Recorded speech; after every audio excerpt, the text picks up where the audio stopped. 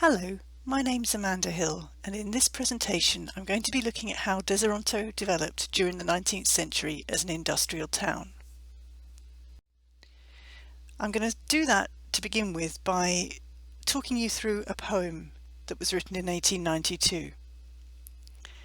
We hope that you will soon again revisit our good town, which surely in a year or so will be a city grown, for we have here the energy and everything beside to make Deseronto go ahead at ebb or flood of tide.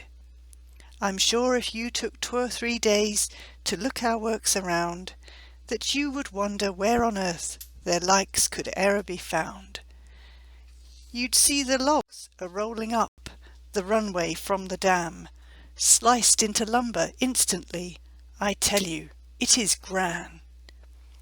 The factory you'd visit to, where they make sash and door, and ship them to Australia and other countless shores. Then you would ramble to the wharf, where ends the B of Q. Its rails and solid bed stop short when Jamie Stokes they view. And now you jump upon the train, no trouble in the least, and step off on the platform at Deseronto East. Blacksmith, machine, and loco shops are now left far behind, with car works and the shipyard full of crafts of every kind. The cedar mill you've also passed, where ties are made and shipped, and where the shipyard's sturdy oak is often sawn and ripped. Another mill you have sped by, where shingles are the wear, and now from off this platform, behold the grist mill there. Here you can buy the purest flour that ever yet was made. And oh, you'd open wide your eyes, surprised at Richard's trade. The wheat is bought by great shiploads, and by the railway too. But come a little further down, the burners we will view. Here's where the refuse is all burned. The sawdust and the dross to wondrous chemicals are turned, that nothing go to loss. And if you look away beyond, the refuse stocks appear, which in the summer are filled up for winter work and cheer. And still a little further down, the secret works you see, where one of Scotland's honoured sons practises chemistry. And right behind, encircled neat, the gasworks you espy, from whence our streets and ilka house receive their light supply. And yet a wee bit further on, red terracotta stands, in its artistic excellence portrayed by Heinz's hand, who pounds and moulds it with his fist this and the other way, and then brings forth a matchless bust in terracotta clay. But what's the use in trying thus our industries to name, for it would take a week or more to numerate the same. And as you travel through this world, do not forget, we pray, the thriving town and leal hearts on Quinty's famous bay.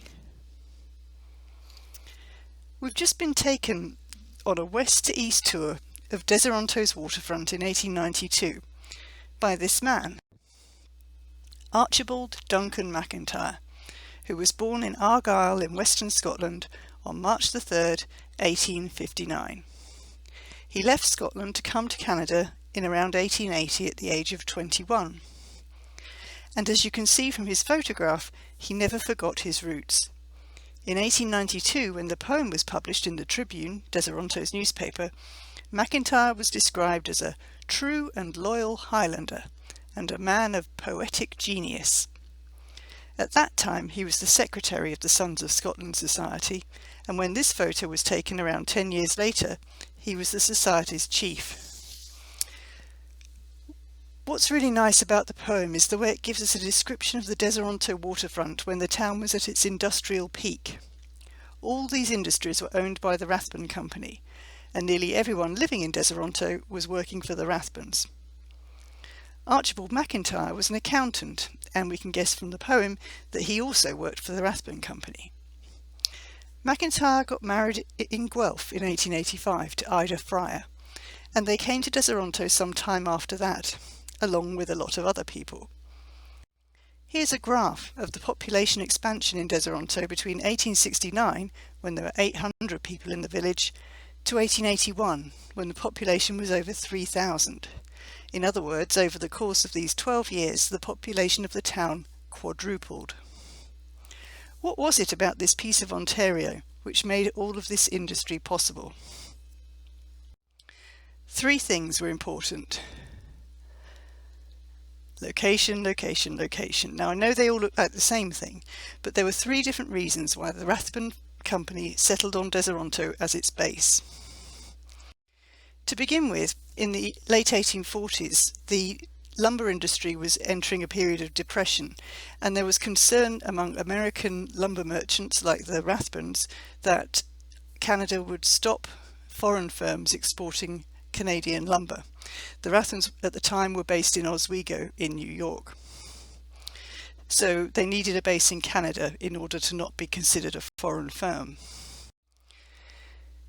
Deseronto's location on the Bay of Quinte was very good for people who were exporting lumber because it was a place where four rivers entered the Bay of Quinte: the Trent, the Moira, the Salmon and the Napanee rivers, and this is where they were bringing the logs down in order to export them. At the time, the Murray Canal hadn't been cut. That was cut through in 1889, so in order to get materials out from the bay they had to go past Deseronto. The third thing that Amos Scott Rathbun and his partners needed was land to build upon for their purchasing agency that they wanted to establish. Now the land on which Deseronto was built had been alienated from the Tyendinaga Mohawk territory in 1837 to a man called John Culbertson.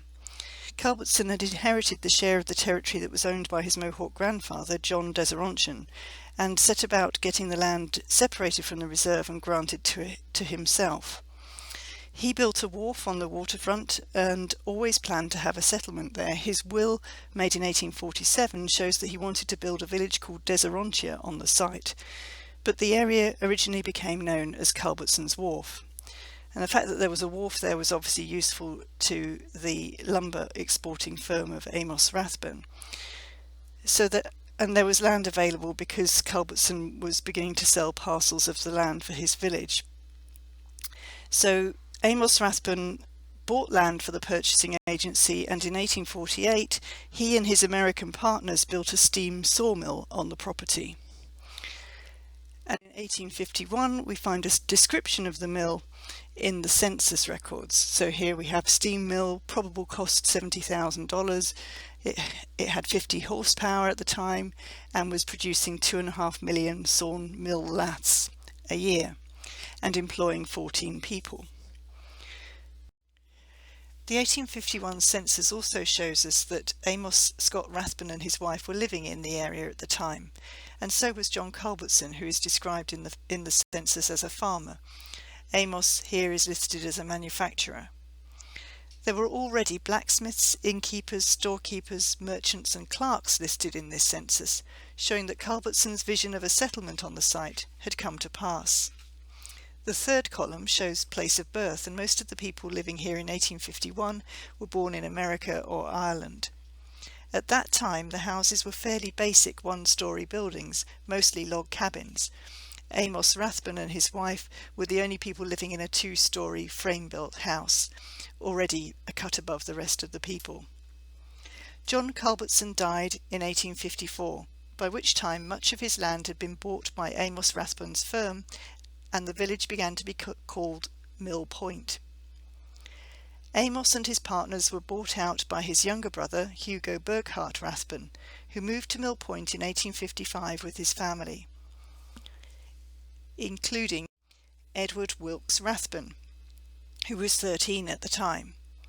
In 1863, when Edward was 21, the business was renamed H.B. Rathbun and Son, and E.W. Rathbun had taken over the day-to-day running of the firm.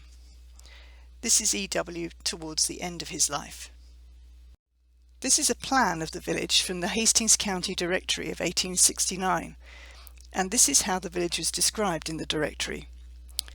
The property some years since came wholly into the possession of H.B. Rathbone and Son, and evidences of their skill, enterprise and taste are everywhere visible, in the neat dwellings erected for themselves and their workmen, the ornamentation of their grounds, and the general appearance of thrift and prosperity which are everywhere to be seen. The mill is a model of what a mill should be. It has about 250 saws, besides those used in the manufacture of edging, butting, lath and heading. The saw logs used at the mill are chiefly brought down the Salmon and Moira rivers, though a considerable portion comes down the Napanee and Trent rivers. They are towed in rafts to the mill by steam tugs belonging to the firm. These logs are obtained at a distance of from 40 to 85 miles back. A large number of vessels are kept constantly employed in the transportation of lumber and supplies for their immense lumbering shanties, most of which are owned by the firm. And here's what H.B. Rathbone and Son were advertising in 1869. There's their shipyard being mentioned and their mills. And down at the bottom you can see that they're already planning for the expansion of their operations. The population of Mill Point in 1869 was estimated to be 800 people, and this word cloud taken from the directory shows the range of surnames among them. Quite a few of these names are still represented in Deseronto today. The various industries attracted people to the town to work, and the settlement became a village in 1871. And here's a breakdown of the ethnic origins of the 3,200 people who were living in Mill Point in 1881. This is where they were all born. The vast majority by that date had been born here in Ontario, but there was still a fair few from overseas, like our friend Archibald McIntyre. In 1881, Mill Point was named Deseronto, after Captain John Deseronto, the man who led the Mohawks to this area. And in 1889 the village was incorporated as a town, with Edward Wilkes Rathbone serving as its mayor. Here he is as mayor, and this is his house, which was on the south side of Main Street. Usually in Deseronto, the richer you were, the further away from the waterfront industries you lived. The biggest houses in Deseronto tended to be at the north end of town, near the churches on the hill. But not E.W. He was right where he could keep an eye on his industries. This is a detail of a map that was made at the height of the Rathbone Industries in Deseronto about 1895. You can see E.W. Rathbone's house outlined in yellow in the centre of the map, and you can see how it's surrounded by various factories and mills. Opposite the house is a park lot, and this was laid out in 1885 by a landscape gardener from New York State called A.J. Hopkins. And this was how the park looked in 1895 when Herbert Osborne took this photograph of it. So at least the front of the house looked out onto a nice view if the back was still very industrial. E.W. Rathbone did have plans drawn up for a property which would have been higher up the hill at the end of Stanley Avenue. The plans for this house exist and are kept at the Archives of Ontario, but the property was never built. E.W. Rathbone lived to see the construction of Deseronto's iconic post office in 1902, but he did not survive to see the completion of the Bank of Montreal building, now the Town Hall, in 1904. When he died in 1903, the driving force behind the company had gone, and the industries could not develop and thrive. Without E.W. Rathbone's entrepreneurial spirit to sustain forward progress, the assets of the firm began to be sold off, and people began to move away. In 1901, at around the time Archibald McIntyre had his photo taken, Deseronto's population peaked at 3,500 people. 10 years later, it had almost halved to 2,000, and in 1921 it was around the same level as it is today, 1,800. For one of the archive's current projects, we're researching the Deseronto men and women who served in the forces during the First World War. These were people who were born in the town's industrial heyday, generally in the 1890s. By the time they signed up in the 19-teens, they were often living somewhere else. I've been able to map what we rather grandly call the Deserontonian diaspora here. These are the enlistment locations of people who were born in Deseronto in the 1890s, showing where they had fanned out to by the time of the First World War. If we zoom in on the Great Lakes, we can see that a lot of them ended up in Toronto and Kingston, the larger green circles here. By the time of the First World War, the Rathbone Company's head office building on the corner of Mill and Water Streets was standing empty, as were many of their factory and mill buildings around the town. When the Royal Flying Corps was looking for sites in Canada on which to establish pilot training facilities, the empty properties of the Rathbone Company proved ideal. The office became the headquarters of the Deseronto wing between 1917 and 1918, while E.W. Rathbone's splendid house on Main Street became a hospital. The fields of the Rathbones' farm became an aerodrome called Camp Rathbone. The Tynedinaga Reserve was the site of the wing's other airfield, Camp Mohawk. For 2 brief years, the town literally buzzed again, with more than 3,000 men passing through the camps to be trained as pilots and other people employed at the camps to support their activities. Here's a photo of one of the engine workshops. You can see that in the middle of the shot there is a woman mechanic. Unusually for the time, the Royal Flying Corps paid women at the same rates as they paid men. But the camps had a short lifespan. They were closed down as soon as the armistice was signed on November 11th, 1918. 4 days later, the Napanee Beaver reported that the aviation camps have been popular resorts for sightseers the past 2 years, and the planes have been a frequent spectacle manoeuvring over our town. The men also have been welcome visitors to the town on many occasions. They were of a superior class, always well conducted and gentlemanly.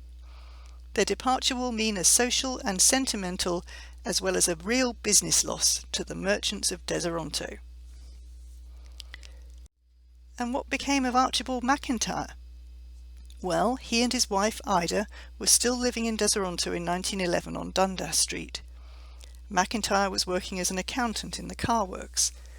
But in 1917 the couple moved out of Deseronto to Wilkins Street, Trenton, where McIntyre worked for CN Rail as a filing clerk. He died there in 1921 at the age of 62, but he was buried in Deseronto, which I think is a sign of his enduring affection for the place. McIntyre left behind his poems and this published song. Finding the traces of people like Archibald is one of the joys of working with archives. Women often left fewer tracks of their lives, but we have something left behind by Ida too. This is a signature quilt made by the Steady Gleaners, a group of women from the Presbyterian Church in Deseronto. Among the signatures we find members of the Rathbone family, of course, but also the signature of Mrs. A.D. McIntyre, born Ida Fryer. So while the story of Deseronto tends to be dominated by the Rathbones, and Edward Wilkes Rathbone in particular, I think it's important to remember that any town's history is made up of the thousands of stories of individuals who have made the place their home. I see my job in the archives as bringing those stories to light and connecting the people of Deseronto today with the history of the town through the people who came before.